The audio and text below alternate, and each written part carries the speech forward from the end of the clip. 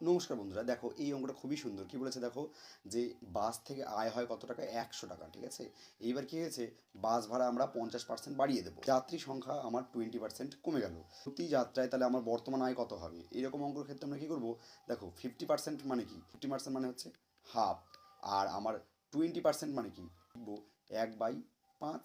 এইবার আমরা কি করব, দেখো আমাদের এটা কি 50% বাড়াতে হবে, তাহলে 2 টাকা থাকলে ওপরে কত আছে 1, তাহলে আমরা বাড়িয়ে লিখবো কত, 2 আর 1 কত হচ্ছে 3। আর এখানে দেখো 5 টাকা থাকলে কত হবে, সেটা যেহেতু 20% কমবে, আমাদের 1 টাকা উপরে যেতে আসে সেটা কমাতে হবে, তার মানে 1 টাকা কমলে হবে 4।